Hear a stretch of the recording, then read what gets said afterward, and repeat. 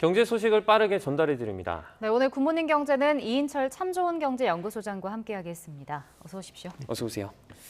밤사이 해외 증시부터 보겠습니다. 초반에는 조금 주춤하는 모습을 보이다가 나중에 회복하면서 결국 상승 전환 마감했어요. 그렇습니다. 뉴욕 증시가 이제 전약 후 강의 장세로 마감을 했습니다. 네.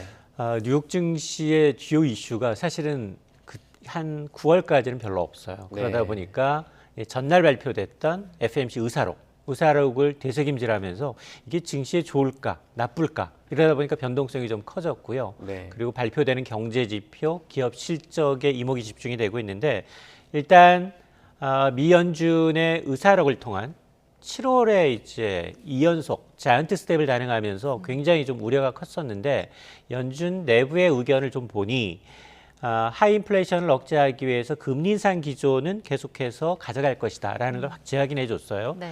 그러면서도 그동안의 공격적인 금리 인상이 과연 경기와 물가에 어떤 영향을 미치는지에 따라서 금리 인상 속도는 조절이 가능하다라는 걸 함축적으로 시사를 하고 있습니다. 네. 네. 자, 그러다 보니까 이제 오늘 발표됐던 경제 지표를 좀 보면 대체로 나쁘지 않았어요. 네. 일단 주간 실업급여 신청자 수가 3주 만에 가장 낮아졌어요. 실업수당을 신청한 사람이 적어졌다. 한 25만 건으로 예상치 26만 4천 건을 밑돌고 있는데 자 그러면 미국이 물론 뭐 고용지표라는 게 약간 후행성이긴 하지만 주간 지표이긴 하지만 공격적 금리 인상에도 불구하고 탄탄한 노동시장 수요는 여전히 강하구나 네. 라는 걸 이제 미루어 시사할 수 있는데 물론 연준이 지금 40여 년 만에 최악의 인플레이션을 타개하기 위해서 뭐 9월 이후에도 속도는 둔화된다 하더라도 금리를 올릴 수밖에 없는 상황이기 때문에 네. 향후 실업자는 더 늘어날 가능성은 있지만 사주 평균 실업급여 신청자 수도 조금은 조정되고 있기 때문에 나쁘지 않다라는 거고 또 하나가 필라델피아 지역의 제조업 지수를 반영할 수 있는 필라델피아 연방은행이 8월 제조업 지수 활동 역시 지금 확장 국면으로 돌아선 것으로 나타나서 오늘 발표된 경제 지표만을 놓고 보면 나쁘지는 않았다. 그런데 우려스러운 건 이 중국 경기예요. 네. 네. 노무라 증권, 골드만삭스가 올해 중국의 성장률 전망치를 대폭 낮췄습니다. 노무라 증권은 무려 기존에 3.3%로 제시했던 중국의 성장률 올해 2.8%예요. 네. 아마 중국의 성장률을 2% 아래로, 3% 아래로 내다본 굉장히 좀 부정적 전망이었고 골드만삭스도 올해 3%로 하향 조정을 했기 때문에 글로벌 빅2가 전체가 다 흔들리고 있다라는 얘기는 분명해 보이고요. 네. 자, 국제유가는 그럼에도 불구하고 올랐습니다. 공급은 여전히 좀 제한적일 것으로 보고 있어요. 석유 수출국 기구도 경기 둔화 우려를 반영해서 이제 증산 목표를 좀 줄이고 있는 상황이기 때문에 원유 공급이 제한적인데 미국의 수요는 좀 탄탄하네. 왜냐하면 갤런당 5달러에서 4달러, 4달러 밑으로 또 떨어지고 있기 때문에 네. 수요가 늘고 있습니다. 그런 이유로 해서 9월 인더분 서부 텍사스산 중진리의 가격은 또다시 배럴당 90달러를 상회하고 있고요. 네. 유럽 증시 역시 소폭 올랐습니다. 7월 유로존의 이제 소비자 물가가 또 역대 최고치를 기록했다라는 소식에도 불구하고 독일, 프랑스, 영국 지수가 0.2에서 0.3% 내외로 소폭 상승했습니다. 네. 네. 해외 증시 살펴봤고요. 자, 어제 올해 2분기 가계소득이 발표가 됐습니다. 근데 집계 이후에 가장 큰 폭으로 증가한 것으로 나타났는데 이게 얼마길래 최대 증가율인가요? 그렇습니다. 자, 2분기에 전해드린 소식 대부분이 고물가인데 네.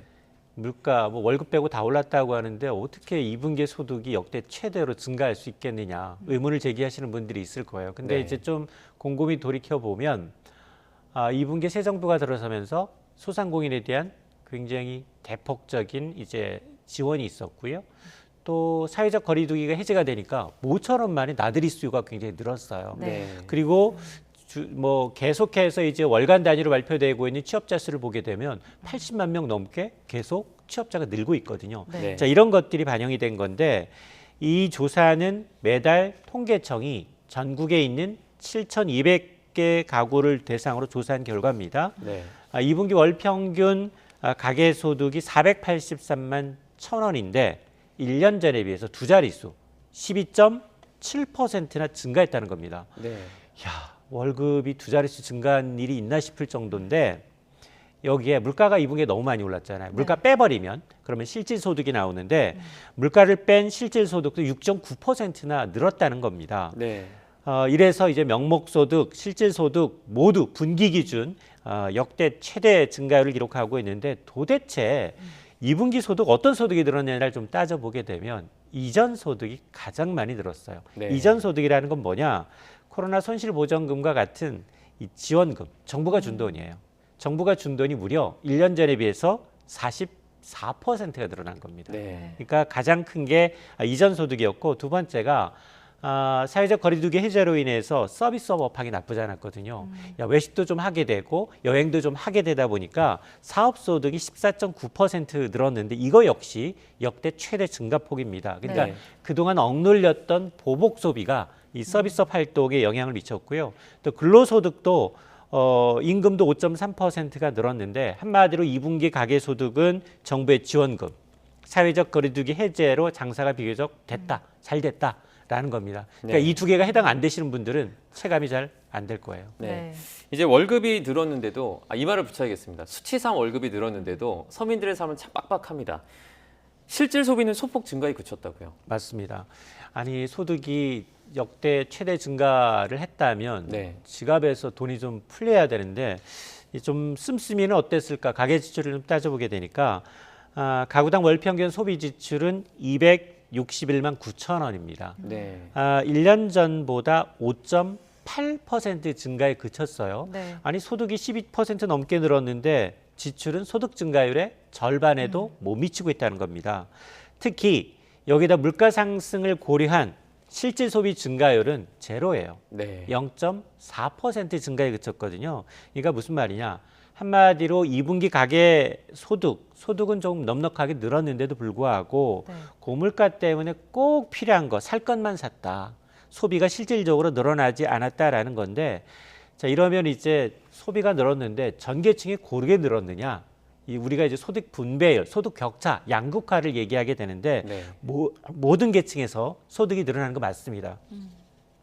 그리고 가장 중요하게 여기는 게 과연 상위 20%의 평균 소득과 하위 20%의 소득으로 나눈 값, 이게 5분위 배율이라고 하는데 이거 역시 뭐 1년 전에 비해서 비슷한 수준이었기 때문에 정부의 이전 소득으로 인한 이 효과는 2분기에 대부분 고르게 나타났다라는 겁니다. 네.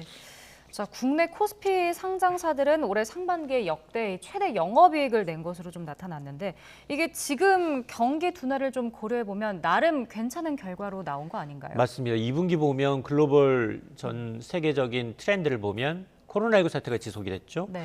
그리고 뭐 우크라이나 전쟁 계속 이어졌고요. 여기다 미중 패권 전쟁이 지금 뭐 반도체, 칩, 배터리로 계속 이어지고 있고 또 특히 전기차로까지 지금 확전되는 양상이거든요. 네. 네. 이런 어려움에도 불구하고 상반기의 실적만을 놓고 보면 우리 기업들은 나쁘지 않았다라는 건데 지금 이 2분기 결산 상장 기업 603개 회사의 연결 기준 매출액을 봤더니 1년 전에 비해서 25% 정도 늘었습니다. 네. 영업이익이 무려 16.68% 그리고 순이익도 0.67% 각각 증가했는데 매출액, 영업이익, 여기다 순이익, 이 트리플 크라운 상반기 기준 역대 최대 규모입니다. 네. 자, 이 뭐 굉장히 불안한 이 글로벌 대내외적인 악건의 악재 속에서도 잘했다라는 건 맞지만 그러면 실제 좀 속내를 들어가서 삼성전자 빼면 네. 삼성전자 빼면 어떨까? 오히려 영업이익은 마이너스였어요. 네. 삼성전자를 제외하고 집계할 경우 매출액은 늘었지만 영업이익은 9% 정도 줄었고요. 그리고 순이익은 7% 넘게 감소했는데 왜냐? 삼성전자가 상반기에 거의 20조 원 가까이 영업이익을 냈거든요. 네. 이걸 제외하고 되니까 전체 상장사 영업이익의 한 36%가 삼성전자 몫이었다는 겁니다. 그러다 보니까 특히 적자 기업도 한 120개 기업으로 늘어서 지난해보다 한 20개 더 늘었습니다. 네. 그러니까 이른바 삼성전자 착시로 인해서 상반기에 기업들의 상장사들의 기업 실적이 좋아진 건데 이걸 빼면 오히려 수익성은 악화됐다라는 겁니다. 네. 네. 지금 삼성전자의 재고 손실이 전년 동기 대비 뭐 3배 이상이다 이런 기사도 나왔습니다. 글로벌 경기도 상당히 안 좋은데 나중에 이 재고 처리가 잘 안 된다고 치면 하반기는 정말 실적이 안 좋을 수밖에 없겠어요. 맞습니다. 아니 우리는 그동안 재고하면 현대차 재고를 거기는 이제 굉장히 부피가 크잖아요. 굉장히 재고 처리가 많이 누적되면 그만큼 소비가 좀 좋지 않다라는 건데 이건 뭐 글로벌적인 트렌드입니다. 지금 가전부터 시작해서 반도체 칩 재고가 상당히 많아요. 네. 왜냐하면 글로벌 기업들이 앞으로 대규모 용량을 설비 투자하고 하려면 미리 해야 되는데 지금 미래 경기가 좀 불투명하다 보니까 투자를 미루고 있다는 겁니다. 네. 그런 것들이 원자재뿐만이 아니라 완성품에 대한 재고가 이제 늘어나고 있다라는 건 글로벌 경기가 회복된다 하더라도 상당히 좀 지연될 수밖에 없는 현상이구나라는 걸 암시하고 있습니다. 네. 자, 그런가 하면 밤사이에 이 아프리카 돼지열병 소식이 추가로 좀 들어왔습니다. 추석을 앞두고 이게 좀 크게 번지지 않을까 우려가 되고 있는 것 같아요. 맞습니다.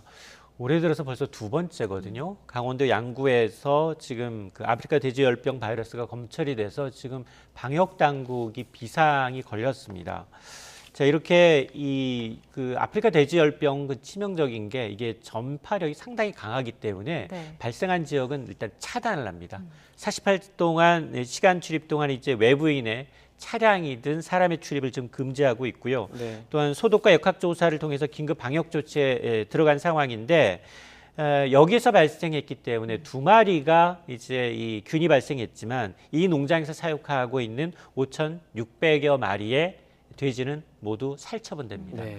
자, 그러다 보니까 아니 이게 지금 우리나라에서 지금 아프리카 돼지열병이 확인된 게 지난 5월에 강원도 이제 홍천에서 네. 그리고 이제 두 번째 3개월에 만이기 때문에 문제는 지금 추석이 코앞이에요.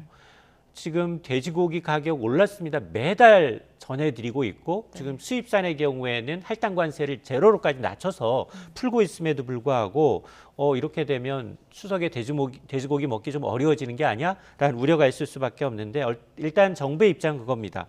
아프리카 돼지열병이 발생한 이 농가에서 사육 중인 개체 수는 그다지 많지 않기 때문에 돼지고기 추석 공급분에는 영향이 없다라고 밝히고 있는데 네. 과연 이게 확산될지 여부를 좀 지켜봐야겠습니다. 네, 우유 가격 소식도 좀 전해드리겠습니다. 최근에 우유업계 1위 서울우유가 원유 구매 가격을 올리기로 결정을 했습니다. 우유나 뭐 유제품 가격들 전체적으로 올라갈 가능성이 높아졌죠. 맞습니다. 이걸 이제 밀크플레이션이라고 해요. 밀크, 우유와 인플레이션의 합성어. 우유라는 게 기초로 그냥 우유를 마시기도 하지만 네. 우유가 제과든 아이스크림든 빵에 들어가거든요. 네. 자, 그러다 보니까 이런 빵, 과자, 아이스크림 다른 가격까지 이제 줄줄이 오르는 현상을 밀크플레이션이라고 하는데 네. 서울우유가 이제 목장에서 사오는 원유 가격을 사실상 기습적으로 인상을 했습니다. 리터당 한 58원 수준. 이 실제 일반 소비자 가격은 거의 원유 가격 인상분의 10배 정도가 반영이 되기 때문에 네. 1리터에 500원에서 600원 수준으로 더 비싸질 가능성이 높았다라는 건데요. 뭐 서울우유 측은 최근 2년 동안 사료 가격이 너무 많이 올랐기 때문에 낙농가를 지원하기 위해서 이제 자금 지원 결정이다라는 입장이지만 정부가 그동안 사실은 이렇게 수요는 줄고 있는데 우유 가격은 매년 오르고 있거든요. 네. 이런 가격 구조를 조금은 좀 합리적으로 좀 바꿔보기 위해서 애쓰고 있는 상황에서 나온 결정이기 때문에 정부도 입장이 난처해졌습니다. 네. 그러면 뭐 정부가 우유 가격 안정 위해서 이제 올해 차등 가격제 추진하겠다고 밝혔었잖아요. 그럼 뭐 서울우유에게는 좀 차등을 둘 수밖에 없는 것 아닌가요? 맞습니다. 일단 서울우유는 빼고 이제 정부는 원유 차등 가격제를 추진하겠다라는 건데요. 지금은 사실 원유 가격 연동제예요. 2013년에 도입이 됐습니다. 수요 공급 법칙이 아니라 대신에 생산 원가가 오르면 자동으로 오르도록 돼 있거든요. 네. 당시에 이제 구제 여파 때문에 한시적으로 도입을 했는데 이걸 없애지 못하고 있습니다. 그런데 문제는 지금 저출산 코로나 영향으로 해서 우유 수급 자체가 학교에 납품하는 물량 자체가 줄었기 때문에 줄고 있는 상황에서도 우유 가격은 계속해서 오르고 있다는 점 때문에 정부는 지금 원유 가격 연동제 대신에 용도별로 차등화해보자. 원유를 직접 마시는 흰 우유에 쓰이는 음용유와 그리고 치즈와 같은 이제 가공유를 좀 차등하자라는 건데 지금 원유 업체들이 상당히 좀 반대하고 있는 상황에서 또 서울유가 기습적으로 올렸기 때문에 정부의 입장은 일단 이제 원하는 곳 원치 않는다면 이제 이 차등 가격제를 추진하지 않겠다라고 이제 밝히고 있는 상황입니다. 네. 네. 오늘은 여기까지 듣겠습니다. 이인철 참 좋은 경제연구소장과 함께 경제 소식들 살펴봤습니다. 고맙습니다. 고맙습니다.